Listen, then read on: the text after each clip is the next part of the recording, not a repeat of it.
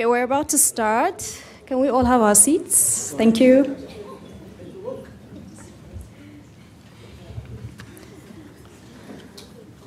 Good day, everyone. Thank you for joining us. My name is Zainab Usman. I'm the founding director of the Africa program at the Carnegie Endowment for International Peace. It is such a pleasure to welcome our esteemed speakers and our guests, all of you here in person and also online. Our work at the Carnegie Africa program sits at the intersection of foreign policy and economic development as it relates to Africa. And for that reason, trade is a very important focus area for us. Which is why we are hosting this event today, which is it is a book launch, but it is also an expert discussion all wrapped in one. Before we start, though, I want to give you a little bit of a context, and I think it's quite important to situate the discussion we're going to have today within that context. As we speak, the global trading environment is in flux. There are trade wars among the advanced economies. There are export restrictions around food and medical supplies in low and middle income countries around the world. And across the board, there are trade restrictions emerging. The supply chains for energy, advanced technologies, pharmaceuticals, etc., are being reorganized. Shipping routes are being redirected for a variety of reasons. Climate change, in the case of the Panama Canal, but also conflict in the Middle East, in the case of the Suez Canal. The World Trade Organization's dispute settlement system that is meant to prevent retaliatory tariffs has largely been dormant, with more than 29 cases awaiting adjudication. The future of African trade policy is being actively shaped by these external factors, as well as internal dynamics within the continent, particularly demographic, but also policy trends. As we all know, Africa is the world's youngest continent, with a projected population of 2.5 billion people by the year 2050, with a median age right now of around 19 years. It is also in the midst of a spirited discussion on the merits of regional, continental, and global integration. Frameworks such as the African Continental Free Trade Area, as well as the African Growth and Opportunity Act, are of particular importance to our discussion today. The AfCFTA aims to connect the entire continent by reducing tariffs and harmonizing regulatory and payment systems. For instance, with the launch of the Pan-African Payments and Settlement System, this will allow cross-border payments to be completed within the continent with the use of local currencies. If and when the AfCFTA is fully implemented and becomes fully operational, the implications for Africa's trading profile will be quite profound, and I want to give you a sense of this profundity. For starters, a fully operational AfCFTA will be the largest free trade zone in the world, comprising of about 55 countries. It will help catalyze more broad-based growth and expand incomes on the continent. Finally, the AfCFTA will encourage manufacturing-based industrialization, which the continent desperately needs, because there's evidence showing that even right now, intra-African trade tends to comprise of a more diversified exports basket than trade between Africa and other regions of the world. With these interesting trends and dynamics within the continent, other parts of the world are taking notice. China, Europe, India, the Emirates, United Arab Emirates, Saudi Arabia, among others, are seeking to expand their trade and investment relations with the African continent. The United States is therefore an important economic and development partner for the African continent, with trade serving as a cornerstone of this engagement. The trade link between the US and Africa also has historical significance, not just for Africa, but also for the US. Morocco, after all, was the first country to open its ports to American ships in 1777. This diplomatic recognition from a country on the African continent was a seminal moment in modern international affairs and has been built upon by generations of statesmen and entrepreneurs. A reshaping of the U.S. Africa trade relationship came in the year 2000 at the turn of the century with the passage of the African Growth and Opportunity Act, AGOA. This is a landmark piece of legislation that created a unilateral trade preference program for eligible African nations to export duty-free a range of product lines into the US market. And it led to the increase of both oil and non-oil exports. Several African countries have consequently implemented a suite of economic reforms to be able to attract investments and retain their access to the AGOA program. Yet, AGOA has also drawn criticisms on both sides of the Atlantic. There are arguments against the strict eligibility and review requirements and the narrow scope of products covered. There is also a sense of general disappointment at the failure of many African countries to fully utilize their AGOA privileges and significantly increase the volume of exports to the US. Since the program's inception, African exports under the AGOA program have accounted for less than 1% of total US imports. As we approach the expiration date of AGOA in 2025, critical decisions lie ahead regarding the future of US-Africa trade relations. Does it make sense to reauthorize AGOA? If yes, how should the tool be improved upon to serve both US and African interests? And should AGOA align with the AfCFTA?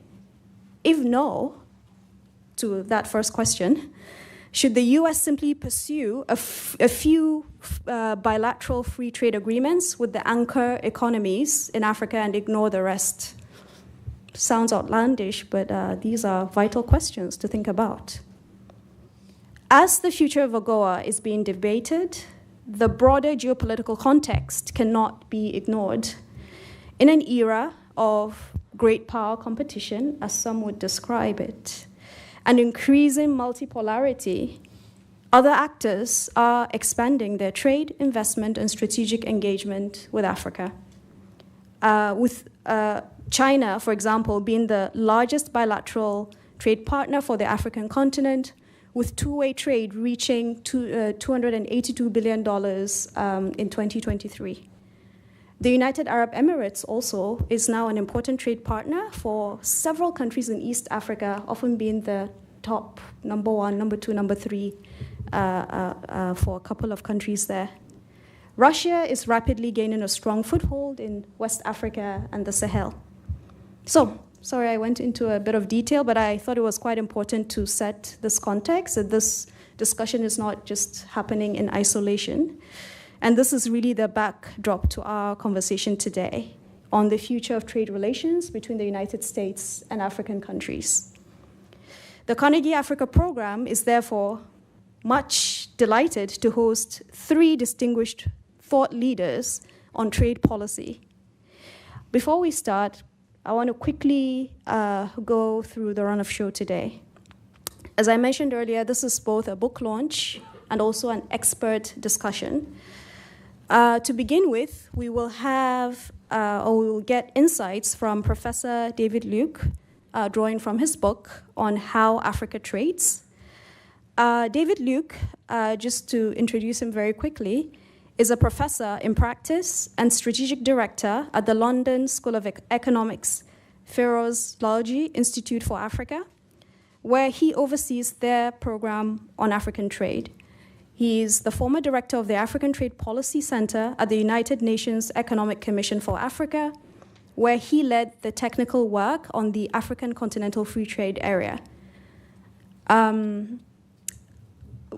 We have with us today as well Ms. Florizelle Liser, who is the president and CEO of the Corporate Council on Africa.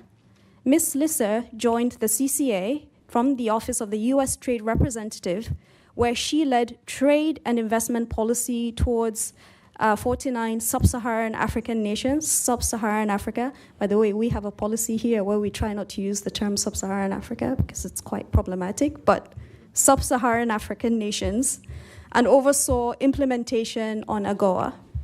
And then finally, we have Mr. Tony Carroll, a lawyer and international affairs consultant here in Washington, D.C.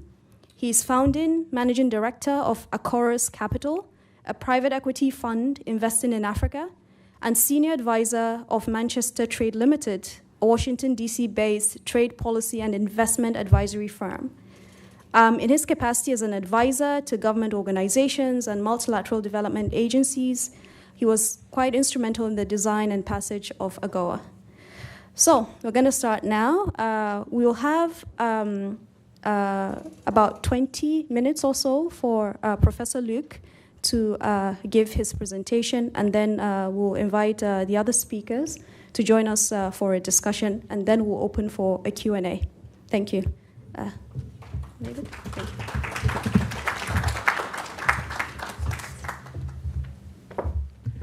Hi, everyone. Thank you for coming, especially on a wet afternoon such as this. And thanks also to Zainab for inviting me and creating this opportunity to talk about the How Africa Trades book. But beyond that, to look at more broadly how trade can support Africa's development and economic transformation. What I'm going to talk about is not just about AGOA, although, of course, AGOA is going to be the elephant in the room, however we want to think about it. But I do want to bring out a key message from the book, which is that AGOA is a vital trade concession for Africa's transformation. I'm not going to say much on the context because I think Zainab has done an excellent and thorough job in providing context. But I do want to zero in on one aspect of the context, and that is Jake Sullivan's 27 April 2023 speech. Many of us have read that speech and we recommended it to students we teach and so on to take a look at it.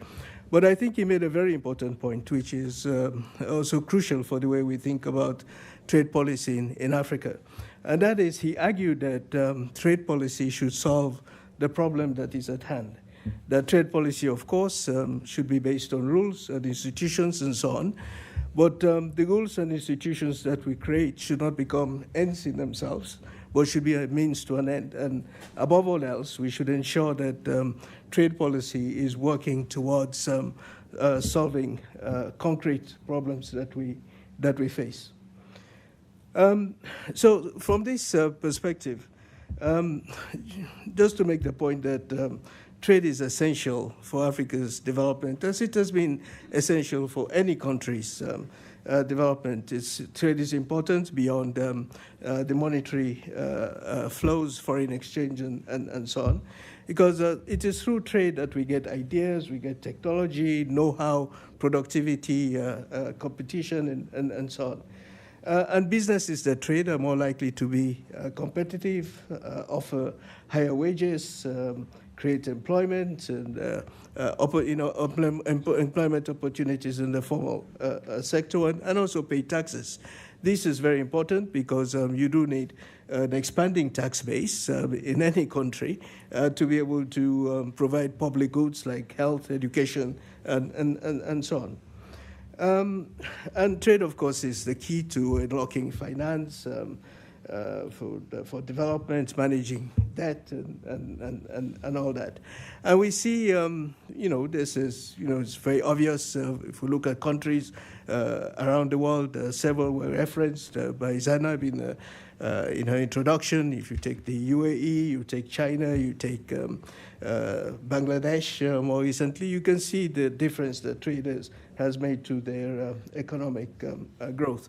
So these are the issues that we looked at in How Africa Trades, the book that we're launching here at Carnegie this afternoon, and in particular to look at the data underlying how Africa trades. The book itself is published on an open access basis. That means it's free to read and to download.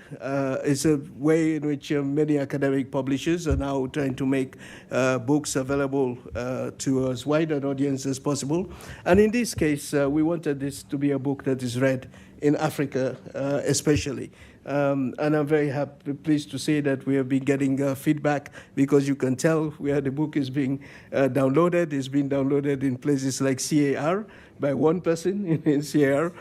Hundreds of people, of course, as you would expect, in Nigeria, in South Africa, in Ghana, in Egypt, and also in Francophone countries. But it's a delight when the publisher sends a monthly feedback on how the book is being used. Here, I just want to point out again, just to underscore this point I've made, that trade is so important for Africa's development. The trade revenues, and here we took the data right up to 2020, but it has not changed much since then. The trade revenues are a multiple of other important inflows, financial inflows into the African continent as a whole. As you can see, it's a multiple of foreign direct investment, of remittances, which is the next most important, and of foreign aid. So trade really is vital to Africa's future. Unfortunately, Africa's trade underperforms, and actually, Africa's exports as a share of world trade has fallen from where it was 4 or 5% in the 1990s to 2.3% today. That's trading goods. Trading services not done any much better, although there's been growth, nominal growth, but as a share of world trading services, also underperforms and not where it should be. And I'll just make this comparison as well, although, of course, there is no correlation. Africa accounts for 17% of the world's population, but, accounting for less than 3% of world's trade is not where it should be. I mean, there's no correlation between population and trade, of course, but nonetheless, you get a picture. Then also when you look at investment into Africa, because in order to trade, you have to invest. It's an input-output kind of thing. Once again, Africa's inward foreign direct investment stock has increased significantly. Nonetheless, as a share of world foreign investment stock is not where we think it should be. Another worrying picture is that the trade that Africa does is really concentrated in just a handful of countries. 6 African countries export more than the next 48 countries. And we've identified the 6: South Africa, Nigeria, Algeria, Angola, Egypt, and Morocco. Now, aside from South Africa and Morocco, to some extent also Egypt, this trade is, again, mainly concentrated in fossil fuels, as we'll see. The next 12 countries include those like Kenya, Ghana, Tunisia, Gabon, and so on. And then the next 36, which is the majority of the African countries, really have very low trade volumes. So that includes my own native Sierra Leone. Then also, when you look at what the overall exports, you find that even for a country like South Africa, which is if you like, the export powerhouse, really its exports are only as much as that of a small European country like Portugal. The exports also concentrated in fuels, metals, and dependent on those and on their prices. Interesting part of the data is that green line that you see, which is Africa's food exports, especially horticultural exports. And more work is being done on this. But one interesting aspect is what some are now calling the industrialization of freshness. And that is these horticultural exports, floriculture, flowers, and all that included. But basically what you're seeing is a whole variety of production processes, services, including transport services, supporting this trading in food, horticultural products, floriculture, and so on. So a very promising part of Africa's trade, something we're looking at more deeply for another book, which I could perhaps just advertise how Africa eats, but has how Africa eats, but has nothing to do, of course, with cooking jollof rice and all that. So that book would have a subtitle: Food Security, Food Trade, and Climate Risks. So looking at those aspects as well. Investment, as I say, is the other side of the coin of trade, and we looked at this in the book, and essentially to show that, to compare, to key partners like the EU, China, and the US, but basically to say that the investment, when you compare with the investments in the world as a whole, is somewhat concentrated in extractives in the African context. The EU is a bit of an outlier here because, as you can see in that orange box for the EU does invest in African manufacturing. And actually, also talking about AGOA, some of the EU investment in manufacturing, especially the auto sector, is, I can see Flori nodding, confirming this, is what the data shows us, is, that's how South Africa is able to export automobiles to the US and other places. But nonetheless, this is not the kind of pattern that would like to see a much more balanced pattern. The data for the EU is taken from Eurostat. The data for China is from the Chinese Central Bank. So they're not entirely comparable, but it does give the picture that Chinese investment is concentrated in energy, fossil fuels, transport infrastructure, as we know, and so on. Then we compared the US also with China, the same data for China. And here, the US, the US global investment profile is somewhat different from its African profile, with mining being strongly represented. But also look at the other industries box. The other industries box, where the data tells us that US technology firms, digital firms, and so on, your Microsofts, Google, etc., strong performers in investing in Africa in these sectors. Again, helping to create value chains in Africa, as we've seen in the case of the EU in the auto sector in South Africa and so on. So again, very important investments that are connecting African businesses. Actually, in the book, we have a chapter that looks at digital trade, which shows that internet penetration still uneven across Africa, but nonetheless is picking up. Composition of African imports, the reverse of what the exports look like, because Africa mainly imports manufactures and some food as well, because Africa as a whole is a net food importing country, although our next book will show that the African continent as a whole is close actually to achieving food security, not very far from that.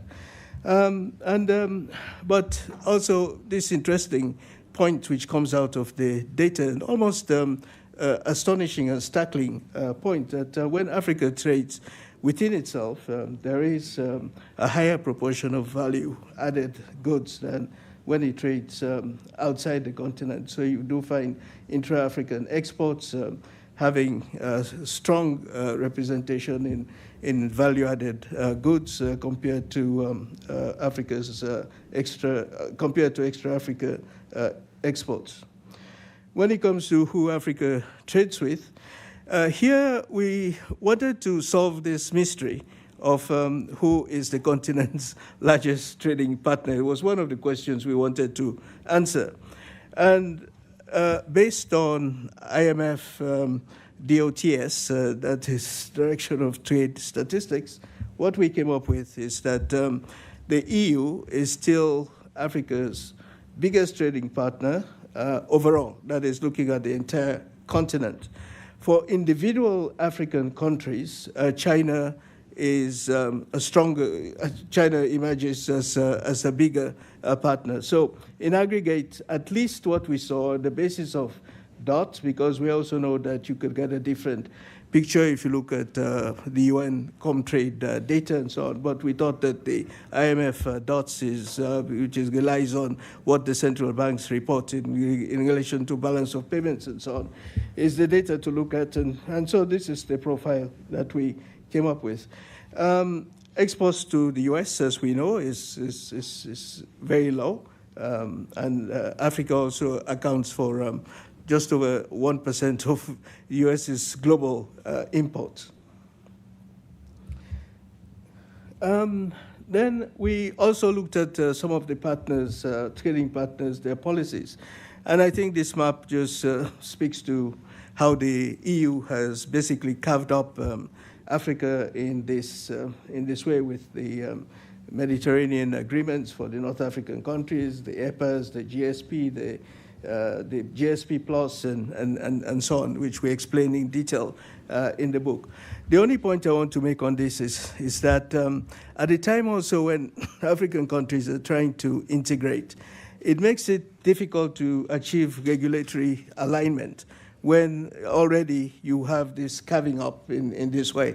It's a point I've made in discussions of the book and its messages with the Directorate General for Trade in Brussels at the EU. But you know, the response to this is that the Africans are not complaining about this, and that this is the way things stand at this point in time. And this also has great implications for AGOA because the US has not carved up Africa in the same way. Now, when you look at China, China still regards itself as a developing country, and that's the status it claims at the WTO, which we think is odd. But China really has no formal trade policy structure unlike the EU, which you may say is overreached in terms of policy towards Africa, whereas China has been much more stealthy in not having anything formalized as such. And that, of course, I think for what is now the world's second largest economy is a great advantage, because without structures, it means that you can play footloose, and a point that we make in the book, but also that the Africans need to be aware of this and have a China strategy, which in our research showed that none of them currently have. China does have some policies for facilitating access to its market for the 33 lowest income countries, an initiative known as the duty-free, quota-free scheme under the WTO. What we found that this is not really effective in any way. We moan about AGOA, the take-up, but this is, the data behind this is even much more dismal.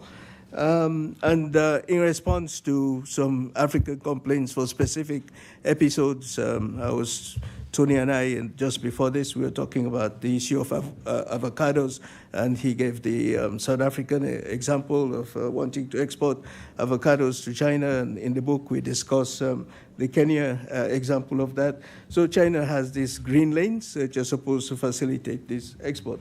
But basically, as we show in the book, there's much more to be desired when you look at China's trade policy with Africa.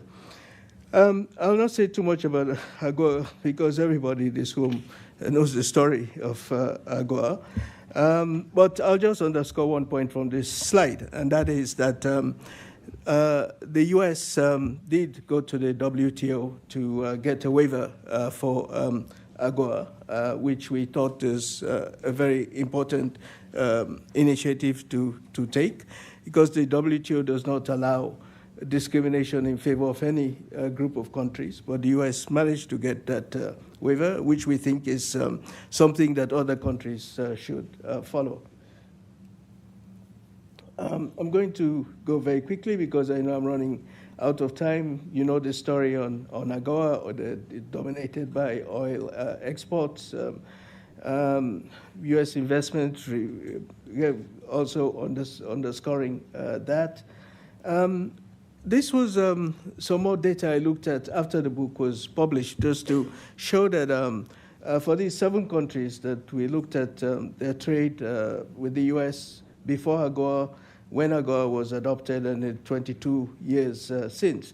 And we saw really some significant improvements and changes in the growth of their exports to the U.S. This was for an article that appeared in the Conversation.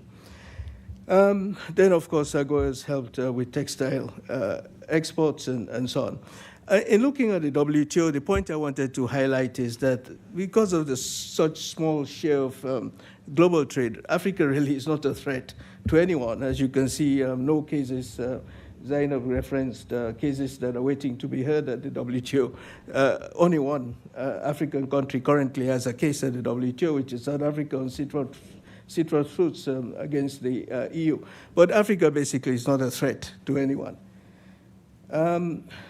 Looking at disputes where African countries have participated as a respondent, very few. As the third party, also very few. Although, of course, Africans have provided panelists and so on. But, you know, the issue is that intra-African trade can drive Africa's future trade, which is what the AfCFTA is about, and the growing Africa's population that also includes an increasing share of the middle class, which means there's a strong market within Africa. And all the sort of research and so on by various entities have shown the kind of impact that the AfCFTA could have on Africa's trade. It could help to rationalize all these trading arrangements. In the book, we do make a strong case that the RECs, as they are known, these regional economic communities, still have an important role to play, because you cannot, massive continent like Africa, 30 million square kilometers, you cannot do everything from Accra. So RECs, especially for trade facilitation, customs, border, trade corridors, and so on, RECs have a very important role to play. And then the book's argument, and I'm going to end with this. And basically here, what we're saying is that there should be a kind of sequencing in the way that Africa opens up to the rest of the world. It doesn't mean that you close Africa now. That's not what we're saying, because of value chains and all that is connected. But for some key sectors where African countries need to build their competitiveness, you need a sort of sequencing. You don't necessarily need to have reciprocity at this point in time. You could have this when African shares in world trade, in intra-African trade have grown. And this, of course, is to take into account the asymmetry that you find in the African countries.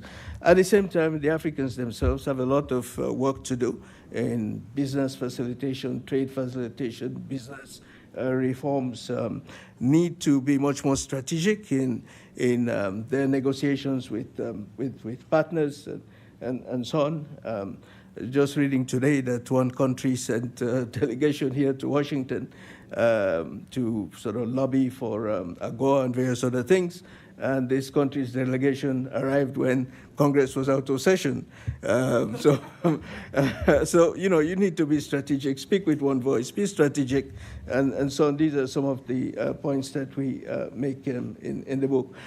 Also looked at some more data to show that these are some of the sectors where African countries really need to build competitiveness, both for value chains within the AfCFTA, but those value chains don't end in Africa. They, of course, could help to boost Africa's exports with the rest of the world, and that is why many of us see the AfCFTA not just as an African closing the African market to others, but actually opening the African market in a way that it's protected, but in a way that it can trade more meaningfully with the rest of the world.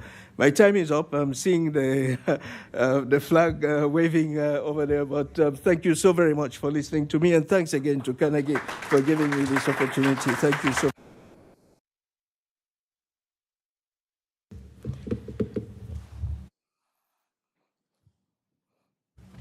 I'll just sit here. I don't know if this is okay. It's on. Thank you very much, David, for that data-driven presentation with a lot of important insights. I now want to invite Ms. Liser, Flory, and Tony, and hope it's okay for us to be on a first-name basis with everyone. Absolutely. Mixing up the titles.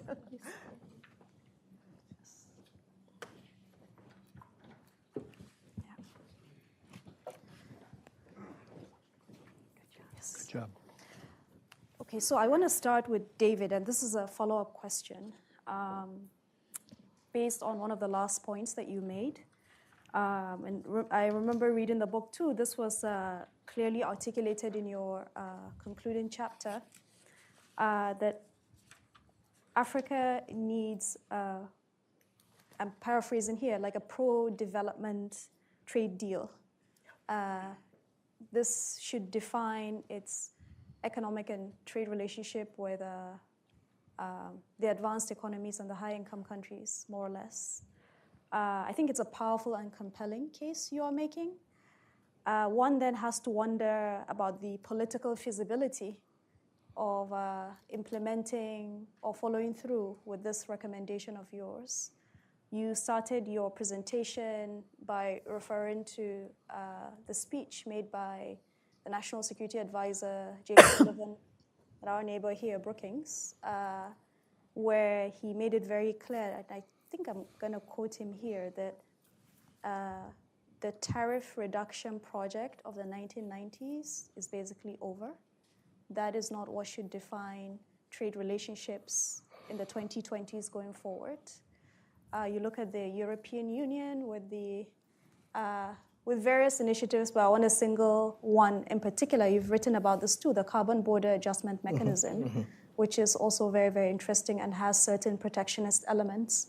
So I'm spelling out all of these things to make it clear that the political feasibility of implementing what you suggested could be in question. Yeah. Any thoughts on that? I think going back to Jake Sullivan, what he's saying is that trade policy should solve the problem at hand. And I think the problem for the African countries right now is to grow their trade. And they cannot do this alone, even with the AfCFTA and so on. They need the support of the rest of the world to be able to do this. And I think it's a moral question, really, whether, Africa, which now accounts for 60% of the world's extreme poor, because poverty rates have fallen elsewhere in China, India, and so on. I think it's a moral question, whether or not this kind of support is forthcoming. And I think the U.S. has shown that it can be done. And the surprising thing is that the U.S. doesn't make much of AGOA. Really, when we were looking at this, the team and I that researched the book, we really were incredulous that the Americans are not banging the drum on AGOA, which is such a powerful instrument, even though it has not been as... Well, some Americans are indeed. Flory, you always have been doing that. Such a powerful instrument, even though the take-up has not been as strong as we would have liked to see. But there's no reason why the EU cannot follow up. The best argument that they had, as I said in my presentation, was that the Africans have not complained, which, basically is neither here nor there.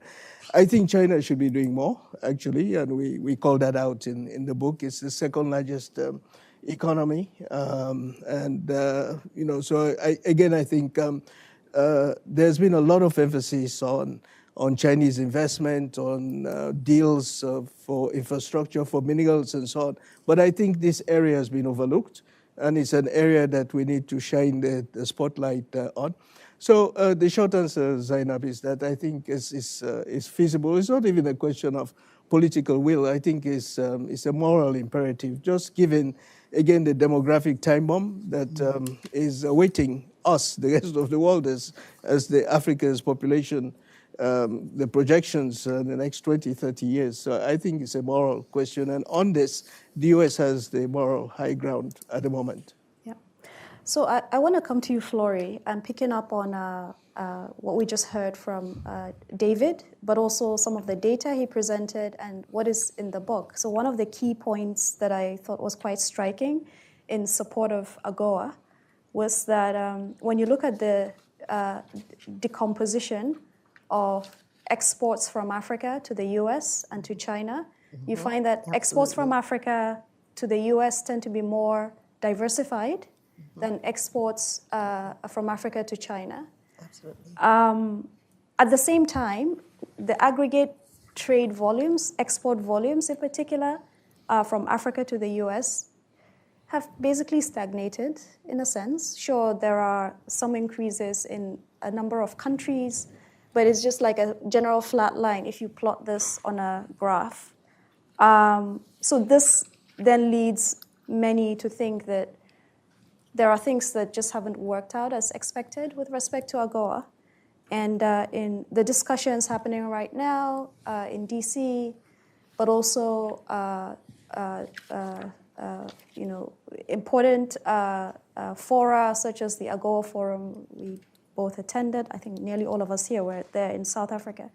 African countries, at least those that are engaged in the discussion on AGOA, not everyone is engaged. That's also another topic.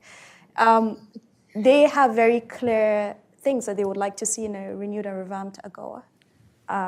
Yes. What makes the most sense to include in a modernized and revamped AGOA that can fulfill its true potential?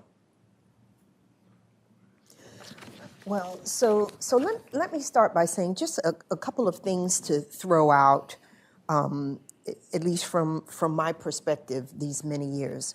So first of all, providing access, which is what AGOA did, duty-free access that goes beyond what's given to GSP and was meant to incentivize Africa's exports, not of oil and raw commodities, but of value-added products. It was always shaped that way from the very beginning.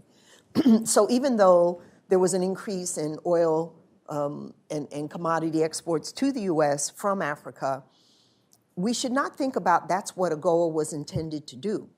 And what it was intended to do was to say, okay, we can get pineapples from lots of different countries, but in terms of pineapple juice or canned pineapples or freeze-dried pineapples, Africa, we're giving you that opportunity. But the point I want to make on this is that access to the market doesn't necessarily create the products that can actually then take advantage of the access. And the second point I want to make is the same disappointment that we have, all of us have, and Africans have about their exports to the US under AGOA. We should be looking at this globally.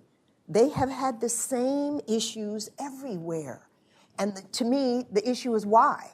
Well, the issue of why their exports to Europe or exports to China or exports to Malaysia, or exports to Brazil, or exports to France, or UK, or US, is the same exact reason why we are not getting the full potential of AGOA's access. It has to do with the supply side, the trade capacity of Africa to ship its value-added products to the rest of the world.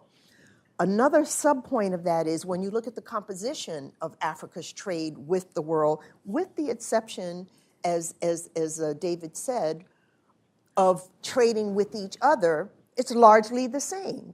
It's mostly exports of raw commodities and natural resources and the import of value-added and manufactured products.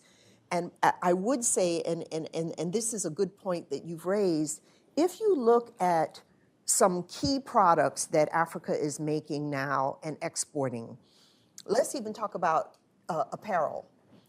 If you look at Africa's exports of apparel, is China a major market for that?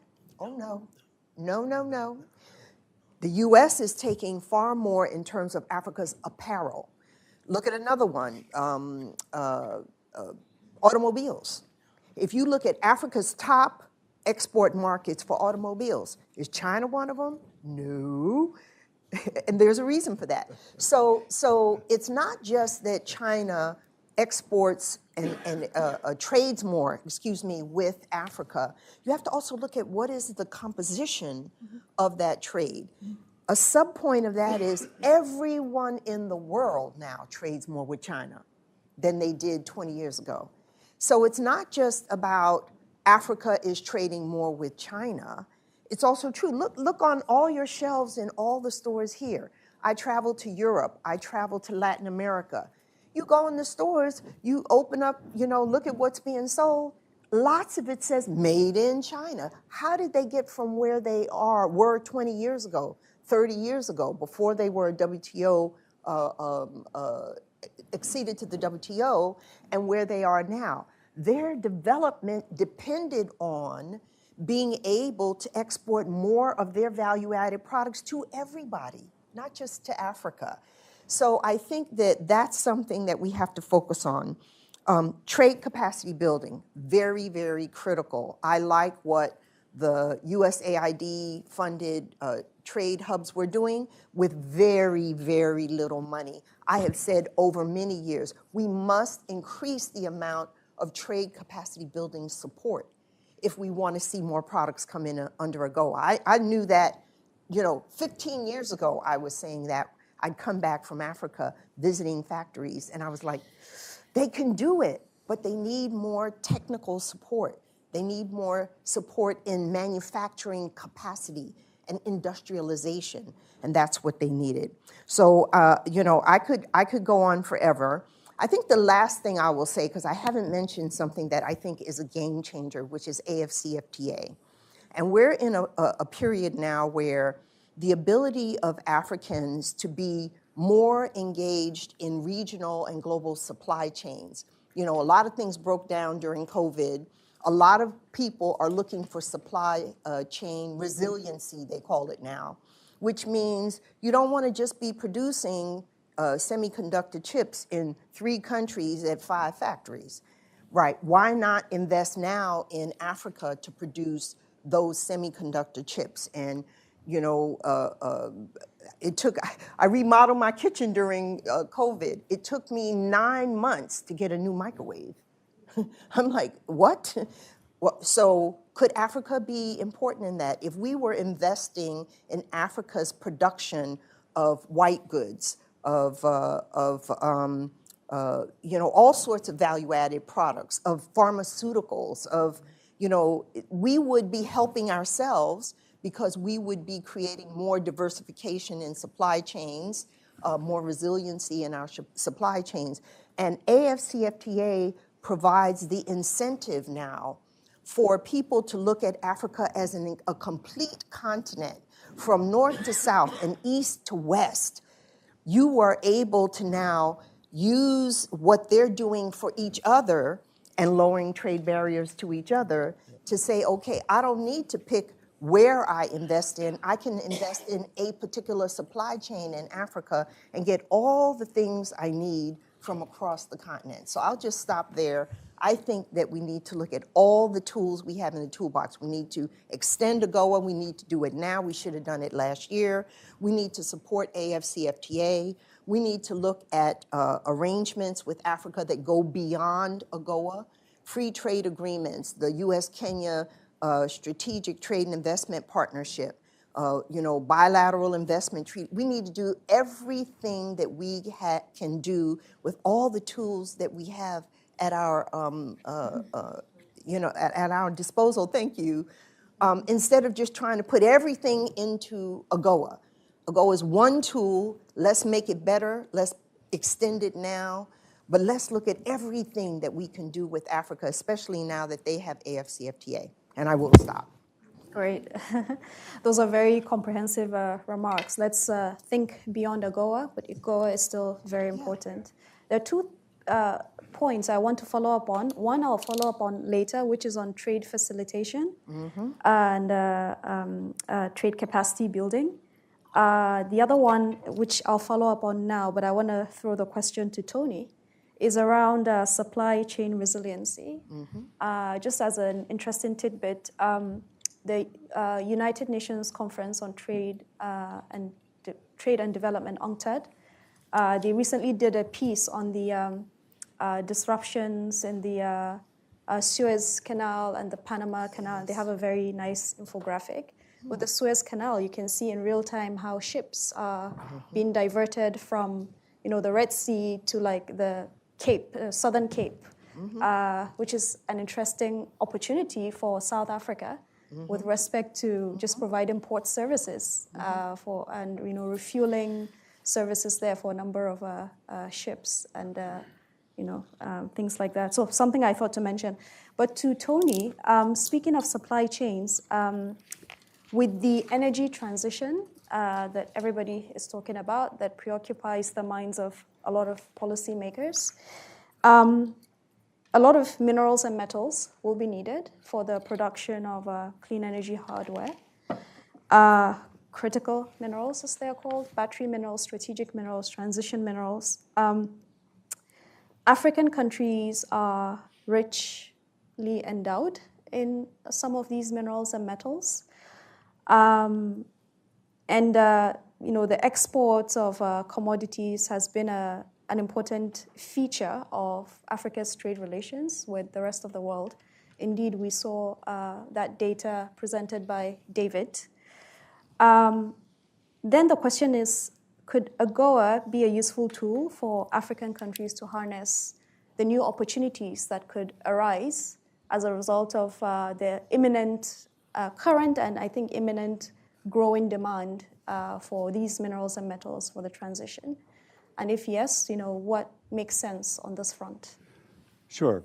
And David and Flori, it's a pleasure to be on the panels with you. And David, congratulations for your lifelong contributions to this area of trade. Absolutely. It's informed us for so many years. And Flori, I follow in your footsteps from your long and distinguished career in public service and now in leading a very dynamic business association. It's always great and always hard to follow you.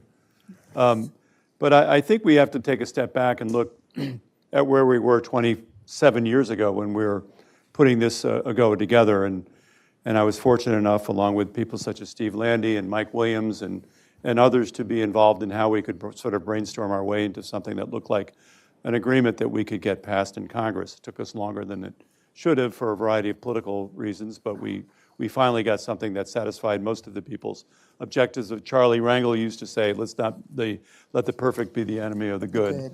And Charlie, I think, won the day. We had to exclude certain things, such as agricultural products, because then we'd have to fight the U.S. agricultural lobby. And that became, a little untenable because we also had to take on the textile industry, and that was enough of a fight back then.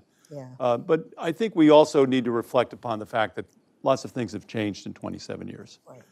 That our economic relationship with Africa is much different than it was 27 years ago. And one of the things that has changed our relationship with Africa is this growth of the energy transition and the minerals that are going to be required to support that. And I think that while we certainly need to get AGOA extended, and we have to get it extended by the end of next year, I do think that we should at least try to brainstorm and see if there are creative ways in which we can include these strategic minerals within AGOA. And yes, last week, in advance of this conversation, I went up to the Hill to talk to some people and brainstorm about how this might be done. The Inflation Reduction Act, which most of you know about in some way or shape or form, provides a special exemption for critical minerals that are obtained from countries in which we have a free trade agreement. That would allow those materials to be included in what would be basically a domestic content to the creation and manufacture of batteries. So in effect, it would be a real incentive to source from the countries in which we have a free trade agreement. AGOA eligibility is not the same as a free trade agreement. It's not. It's asymmetrical. It's not symmetrical. So there are different features to that agreement than an FTA, and I think we have to recognize that it is a different animal altogether, and we can't expect to just nudge AGOA and make it an FTA. But I sort of thought to myself, well, how could we possibly get there on maybe at first a limited basis, but then maybe expand it over time? And one of the suggestions that I have come up with, and we'll see whether or not it has legs, is the idea of, in the instance where you have AGOA-eligible countries that are producing critical minerals, and we also enter into U.S. government enters into an agreement with those countries, similar to the agreement that we now have, the tripartite agreement between the DRC, Zambia, and the United States. So we would have a AGOA-eligible country, and on top of that, we would have a strategic partnership with those countries. To me, 1 + 1 makes 2. So they could approximate what might constitute a free trade agreement and see if we can possibly get that to be included as a target country for that special exemption for critical minerals into the IRA. But one person asked me, well, okay, but some of those materials are produced by China, possibly Russia, and other countries that perhaps we don't necessarily want to give that advantage to. So I added a kicker, which is the idea that so long as those products or minerals are produced by countries that are either AGOA eligible, meaning the country of origin, the Zambian National Mining Company, or are members of the Mineral Security Partnership, which, as you know, is a group of countries that are like-minded, trying to diversify their supply of critical minerals apart from the concentration that China has enjoyed, particularly over the last 10 or 15 years. So I think if you add the three of those things together, I think it would satisfy some of the concerns, but also open up the window that we would have to give Africa a chance to take advantage of this IRA window. Now, of course, the IRA itself is not without contention. It will probably continue to be debated, including in the next Congress, and none of us know what the next Congress is going to look like. So we're all shooting in the dark.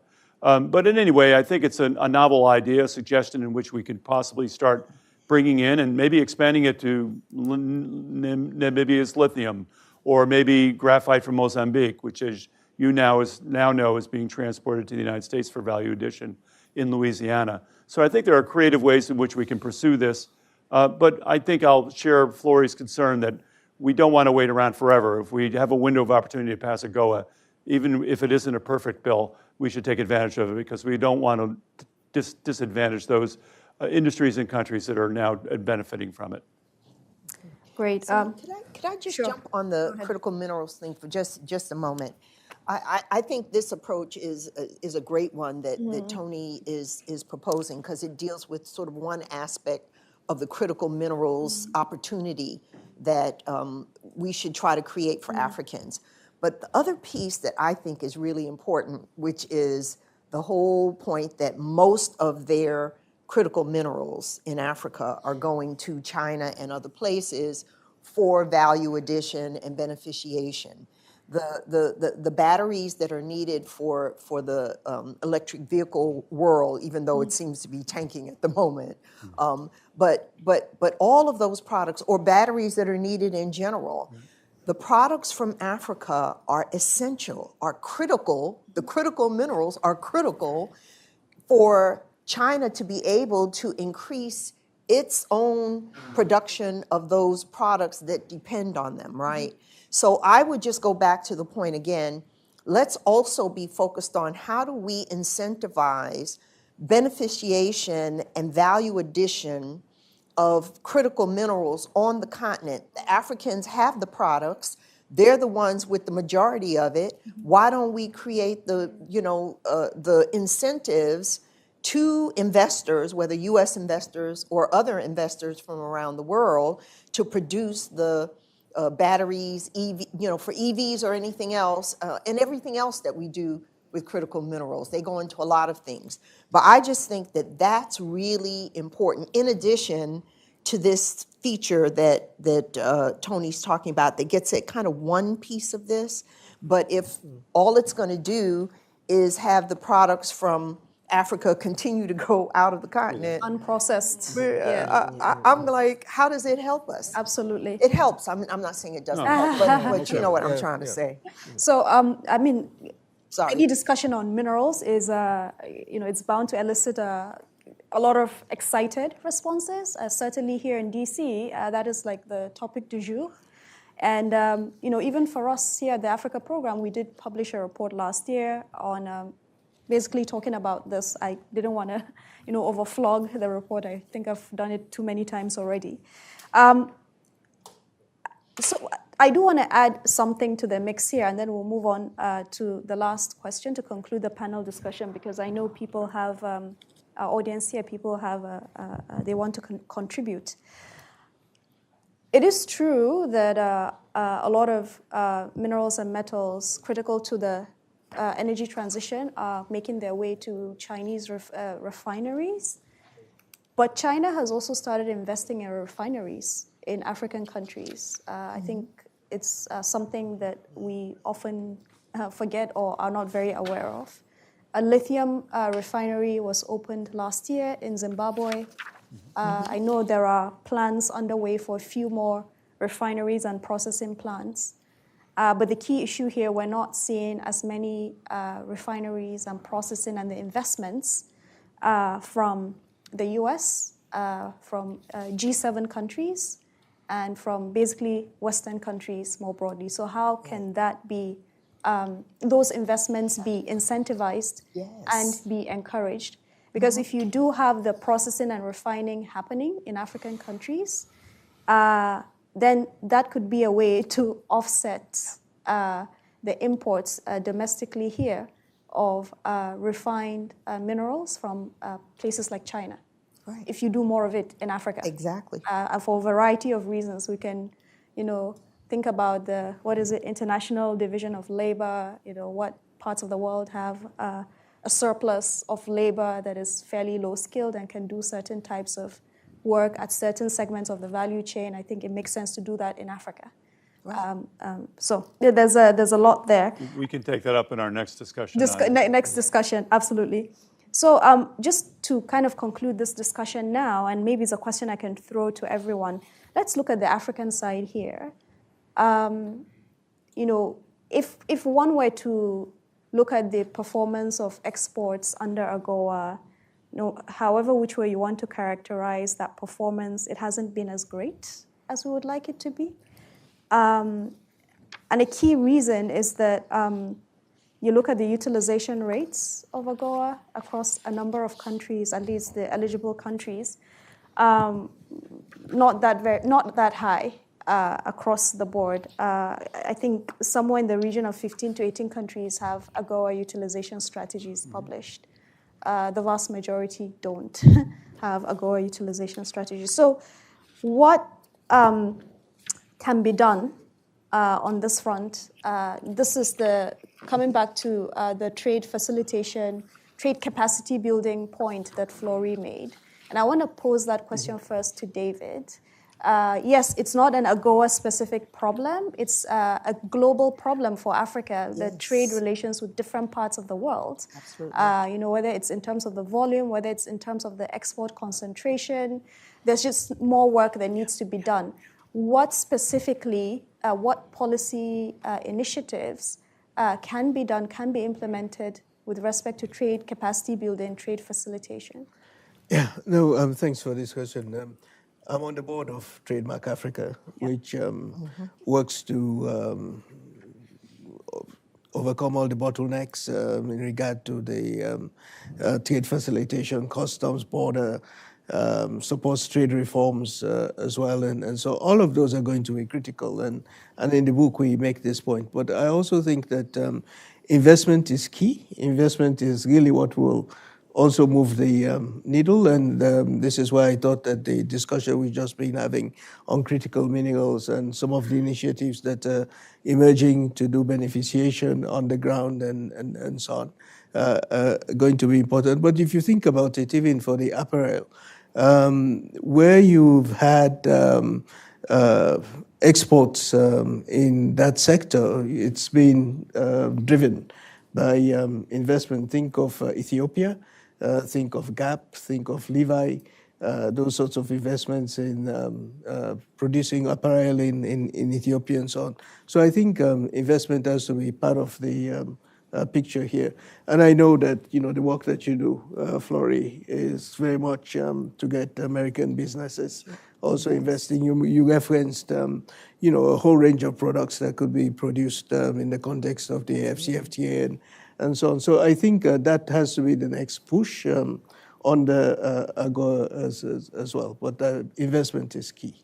Mm-hmm. Okay. Mm-hmm. Flori, in like 30 seconds. Yes, I'm sorry. So one quick point is that I think there is an underestimation of the number of African countries under AGOA that actually take advantage of it. 2/3 of the countries that are eligible exported more than 1 million to the U.S. last year. Now, I know that 1 million is not a lot. Like $1 million or like 1 million items? No, $1 million. Okay. Right. So it's not much. Yeah. It's not much, right? But the point I'm making is that when you go to these factories, which are relatively small, and you see the women who are working there, mostly women, mostly young people, our economy is so large that, you just sort of figure it doesn't mean anything. But I think that when you have these countries who are exporting even small amounts, it can make differences for not just the people who are in the factory, but for the extended folks who benefit as well. So I would like to see, I think Prosper Africa is doing this. I commend them. They're looking for buyers on the U.S. side, matchmaking them with small producers on the other side who may already be exporting some products to the U.S., but it's very, very tiny. How do we scale that up? The last thing I want to mention is that we also give credit under AGOA to the country where the final assembly is done.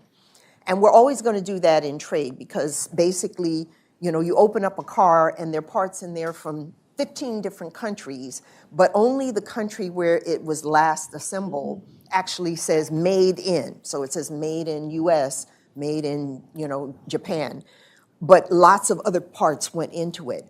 We need to look at what's happening in Africa for the same thing. You have automobiles coming from South Africa with parts from Botswana as well as from Lesotho. Neither Botswana nor Lesotho get any credit for that in their AGOA trade with the U.S. So I'm just making the point that when we look at what's happening under AGOA trade, let's open up our eyes a little bit more to what's going on. And my first point is, as I said earlier, let's support it through trade capacity building, because that's what is critical. Great. Tony? Let me just perhaps emphasize some of Flori's points here in a little bit more specificity. I think about not getting credit for Africa's trade with the United States, I think of diamonds from Namibia or Botswana, which are often sent to a third country for processing, and then that shows up in the trade statistic of that country, whether it be Belgium, Israel, or India for the most part. Right. So you're right. It's not just a manufactured goods that we conventionally think out. It's other items as well.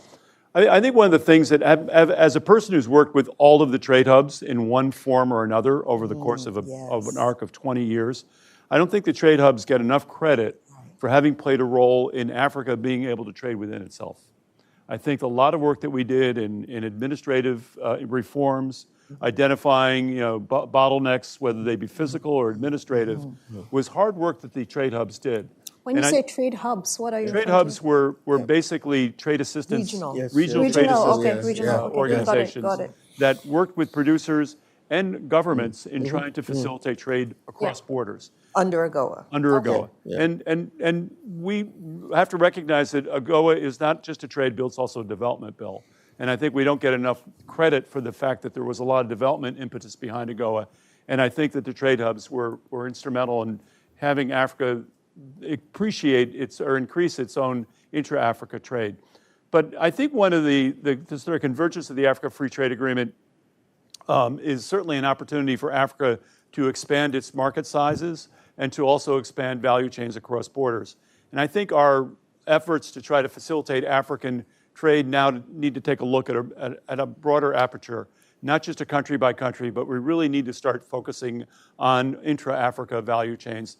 And one of the examples that I'm going to point out, but there are others, is the Libido Corridor, which is really now a concentrated effort. Many others could probably emerge across Africa, but it's an effort to really identify an opportunity to create a value chain across 3 or 4 African countries that I think is going to improve those opportunities for growing our trade. So we need to invest in capacity from an enterprise standpoint, but also from a fiscal standpoint, and also try to work on the removal and acceleration of those trade barriers and Africa Continental Free Trade Agreement ability to accelerate intra-Africa trade.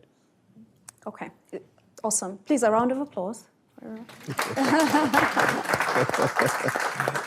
Okay, so now we have just about 10 minutes, not a lot of time for Q&A.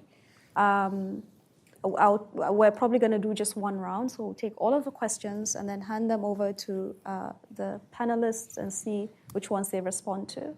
I'm going to start with Stephen Lande, and actually Stephen should be here with us, but this is just a first in a series of discussions on U.S. Africa trade relations. So, Stephen? Let me be very short. Yeah. One thing you learn when you're 82 and been in trade policy for 60 years, it's hard to be short, but let me make my point. The way I look at it is that the issue immediately on the table is what do we do with AGOA, because the bill will be renewed this year, possibly early next year, and the Ways and Means Committee has agreed that they want to work on enhancing the program. So I developed, I can find it quickly, in a couple initial here.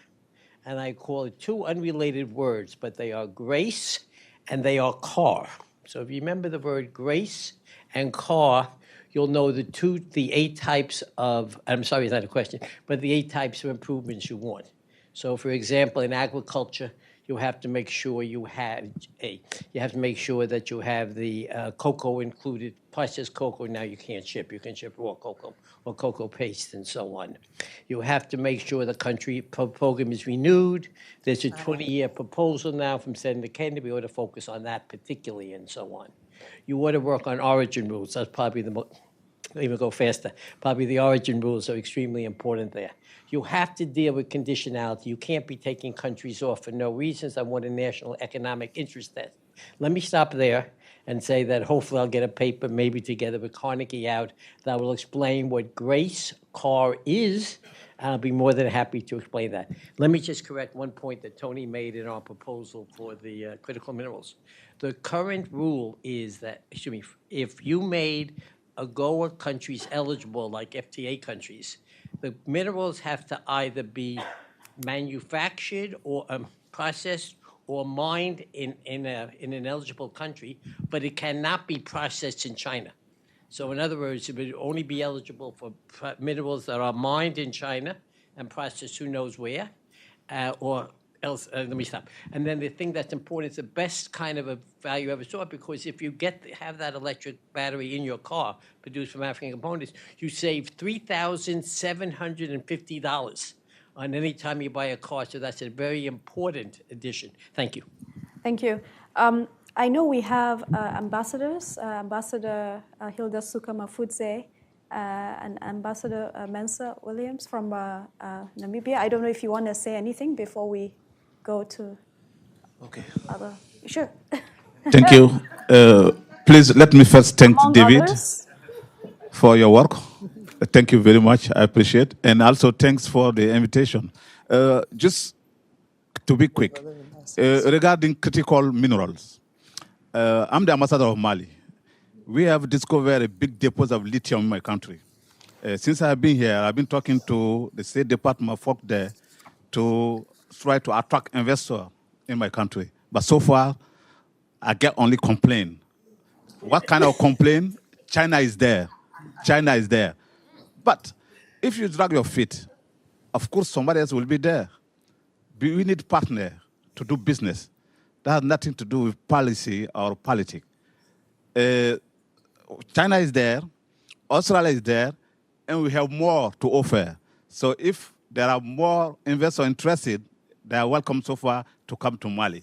But at policy levels, there's no move, there's no action from U.S., and that's a problem.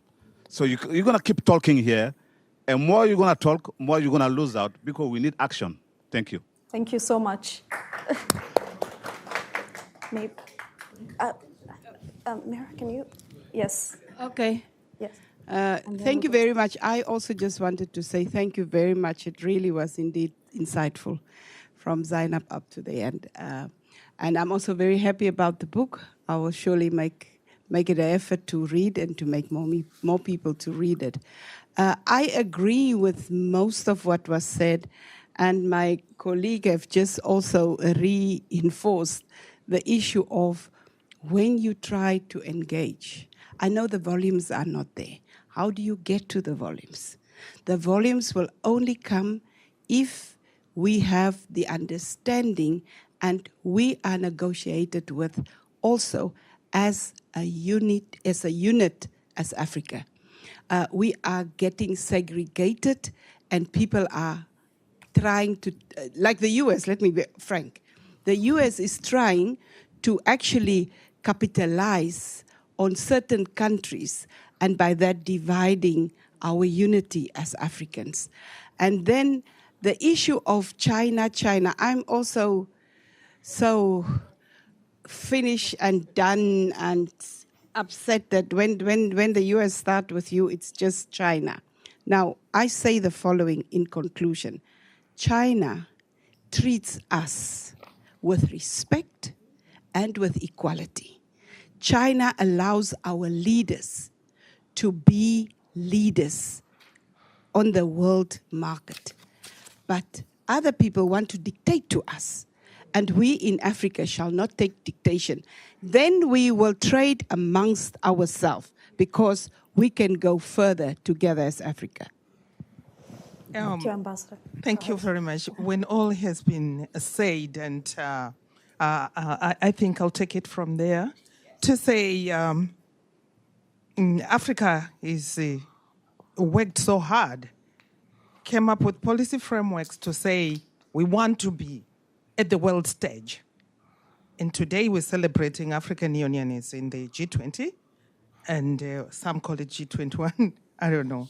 But what I want to say, which is very strong, in terms of what we should think of, is we are supporting, Biden supported Africa to say for the G20, for Africa to belong to the G20. And we are saying, if you have that interest for Africa, let's not forget that we are looking to industrialize. And if we want to industrialize, what are we saying? We are saying this beneficiation has to be done on the continent of Africa. Yes. No raw materials should leave Africa. It may be happening today, behind closed doors and all that, but we are putting that in order, that the beneficiation has to be done on the continent of Africa. Let's not forget that we're looking to employ these young Africans that we're talking of. We're talking of this migration issue where you're saying the Africans are coming to these countries, crossing rivers and all that. We are also to give confidence to the investor at the end of the day. It's the reason today we have the AfCFTA. It has also reduced that risk. The minute we're going to do business together, ourselves on ourselves, amongst ourselves, I think there will be a difference. Let's set shop in the African continent for Africa to grow, to industrialize. Thank you. Thank you, Ambassador. Can you hand it to him, please? I've let the ambassadors talk. I'm not an ambassador, but thank you very much. I really appreciate the convergence of academia, and particularly the ECA, your background in ECA, bringing some light on moving us to a fact-based discussion on trade. I come from a background of 30 years at the World Bank. I headed the private sector, so like many of you, I was there at the conception of AGOA, and we believed a lot in AGOA. Moreover, we practiced. We invested in the industrial zones in Madagascar, Mauritius, on the apparels, etc. Unfortunately, my conclusion today is that we really need to shift from a macro perspective of trade to a much more microeconomic dimension of trade. Otherwise, nothing is going to happen. I would even urge you not to prolong AGOA, because we've learned in the private sector, if something does not work, there's no point in beating a dead horse. Let's use the energy that it will take to kind of rekindle AGOA, rediscuss to go maybe some of the directions you have made, which is how do you develop value adding and manufacturing in Africa? And how do you shift from a policy point of view from always having these conversations that are very much Euro, China, U.S. centered, of how can we get something out of Africa to what can the Africans do so that they can participate as equals into this global trade. It's not about trade policy. It's about their capacity, as you mentioned, to really manufacture so you can come to the party with something. Right now, we cannot come to the party with something. Okay? And the whole perception of China treating us equally, China doesn't treat us equally. China knows what it wants. It has a very specific strategy. It has the right approach and marketing strategy to get what it wants from us. And the US is lousy at it. Okay? And I think and that's not the competition we should go in, and I'm sorry, but please go in that direction, but don't renew AGOA. Put the energy somewhere else. Okay. Any other? Maybe, yes.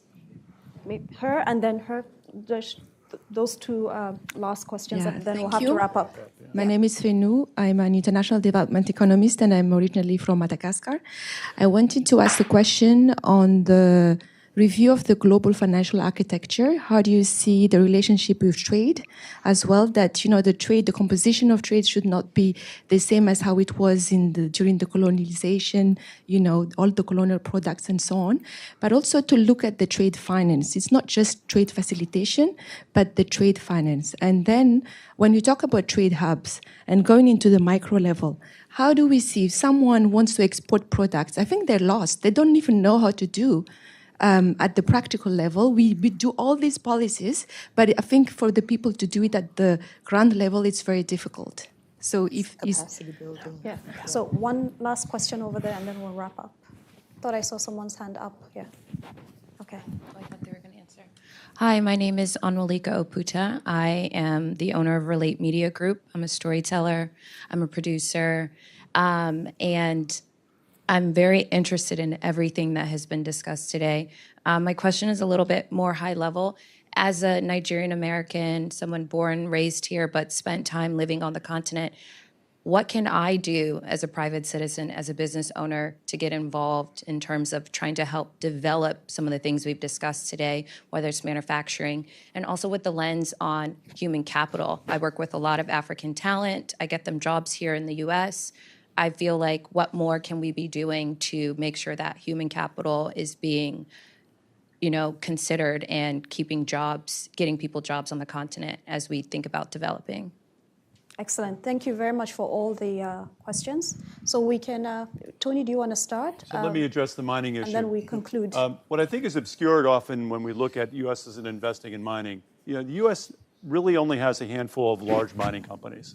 To a large extent, that's a product of U.S. regulation, because we overregulated our mining industry, and the mining industries fled to Canada, Australia, and elsewhere. We really don't only have a handful of large mining companies. But what is obscured in your comment is the U.S. are large investors in mining. We just invest in those other countries and companies in Australia, in Canada, in the UK, in South Africa, and elsewhere. So the U.S. is actually a large investor in the mining sector. It's just that they're not U.S. companies that are the face of that investment. And that's one thing that often gets obscured in the analysis of this situation. The other thing is that I lived in Botswana. I lived in Botswana when it was a poor country. Botswana took years to develop the relationship and the confidence that it had to develop a relationship with De Beers to wind up putting all of its value addition production in Botswana. It took years for that relationship to unfold. So therefore, this is not something that's going to happen overnight. It takes confidence, it takes mutual respect, and a willingness to engage in a meaningful discussion and relationship over time before you're going to see large capital investment in mining processing. So while I agree with you that should be the end objective, it's just going to take a little time for that to happen. And I think we have to recognize that this isn't going to happen like it. drop of a hat. Flory, you want to go next? And then we give the last word to on the last question, David. I think that the African diaspora here in the United States and really around the world can really play a role in investing into Africa in key areas where there are opportunities. And I think it's really about exploring what the options and opportunities are. I don't know if you want to do it in Nigeria. I was just there, had great meetings there, including with President Tinubu. Lots of opportunities there. They want to diversify out of oil. They need to. And so I would just say, where can you invest yourself, not sending money back, which lots of people do, and it's important, but actually investing in production and manufacturing on the continent. That's what I would encourage you to do.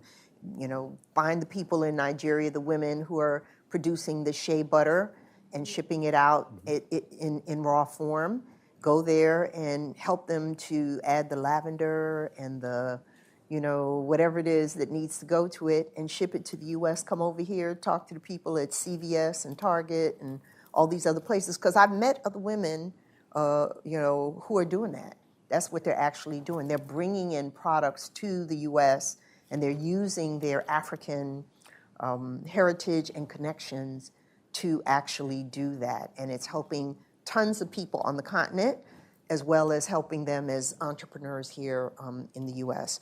But I think that's right. I just want to make this one point to the gentleman, our friend who was saying get rid of AGOA. Here's what I would say. Extend AGOA. Know that there are going to be some countries that will be able to take advantage, and there will be other countries who may not. Accept that, and in the meantime, put in the work, put in the resources to helping all of the AGOA countries to do better from wherever they are. The ones who are exporting $1 million and something, which $1 million is nothing, right? Get them to 2 million.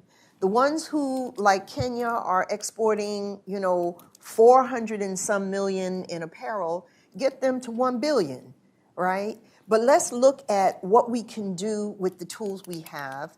And I would say that, and this is probably quite controversial, but I would say let's also do FTAs. We have an FTA with Morocco. It's the only African country that we have an FTA with. Why? Because an FTA gives you permanent duty-free access to the U.S. market. You never hear the U.S. talking about taking, you know, cutting off any of its FTA partners. The Africans have to be reviewed at this point every year. We're proposing, a number of us who are in an alliance, we're proposing that AGOA countries only be reviewed every 3 years. And we're hoping that that will be one of the few enhancements that's made. But why is that important? Because when investors and buyers are looking at Africa, they don't do a stop and go every year like, can I invest? They need a longer time frame for knowing that. And to me, the ultimate time frame is forever. If Kenya got duty-free access to the U.S. market permanently, okay, through an FTA with the United States, I think about the ways that Kenya would then be the avenue in the East Africa region, because the people who could put their products into those that Kenya is shipping to us would always have a market. They would have a market indirectly to the United States forever. So again, let's take all the tools that we can do. Let's extend AGOA. Let's have realistic expectations about what it's going to do for certain countries. Let's put the capacity building in to help people be successful. And let's get the investment into Africa that's going to allow Africans to really play their role in the global economy. And I'll stop there. Okay, so we really need to conclude. I just want to say that what is being negotiated now between the U.S. and Kenya is not an FTA. I know that. STIP, Strategic Trade and Investment Partnership, which is a and there's no kind of market new, access. There's no market access in it. Okay. Though some of us have been behind the scenes saying, when is the market access going to happen? Yeah, so right? something I thought to add to the mix. It needs to happen. David? Yeah, I agree with all the points, but on this last point of Flory, I'm sure you're not going to be surprised to hear me say this. I think, everything that you say about the certainty that FTA brings is correct. However, we still need to think through what an FTA implies for regulatory convergence among the African countries themselves. I think that is a problem. We've seen that movie before with the EU. And what has not really been beneficial is how you get the African countries to align their regulations around tariffs and other market access aspects in regard to the third partner. So I think that is the problem with the FTAs. That's why we do not advocate for that kind of approach in the book. But I think there's scope to think through, how you can achieve certainty. But I think you can achieve certainty in another way, and that is for the country that's offering the concession to make it longer term and lock it in some way. I think that is also possible. But these are all issues that we need more thought. We are not, Make an FTA longer term? No. You could make AGOA longer term. You could ways in which beyond the 10 years. Beyond the 10 years, so that investors have that certainty. And the other point I would like to make is that I do recognize that many things we say in the book which may be controversial, and I think that's good because we want to stimulate more discussion on these issues. There's not enough discussion going on. But also just to say that I fully agree that we need to be looking really at the nuts and bolts of all of this. I think the gentleman said the micro aspects, and I also agree that you do need a number of other policy support measures that you need to take. It's very clear. I will not laugh at countries that only exporting 1 million a year, because behind that 1 million a year, you're also learning how to do it. And we have seen with learning, you can then scale up and you can have compound growth. We've seen other countries do it. So you have to start somewhere, and most African countries are starting at a low base. And the last point has to do with trade and finance. And here, I think, as Africans, we put too much emphasis on finance because we've been looking for different forms of finance. But actually, trade is what generates the most that we can get in terms of finance. But I know that there's some bottlenecks like trade finance and so on. The Afrexim Bank is doing what they can, and there are many others who are working in that space as well. But overall, I think really this is not about theory. It is about how you can make things work, how you can move goods, how you can move services. And I think there's a lot to do. And I think this agenda is a big agenda for the African countries. And most of all, I'm glad that these conversations are now taking place, because they were not taking place. And I think that's an improvement. And here, again, I could only end by thanking Carnegie for this opportunity, because I think it's important to get these perspectives out there. So thank you again. Thank you, and congratulations on your book. I think this is really an excellent note to conclude upon. I don't have to make any concluding remarks. So thank you very much, David, for the book and for coming all the way from London to Washington, D.C. Flory, Tony, for the excellent insights, historical as well as contemporary. And to everyone here, honorable ambassadors, a lot of experts here in the room, thank you so much for coming. This is just one in a series that we intend to do over the next coming months. Have a lovely day, everyone. Thanks.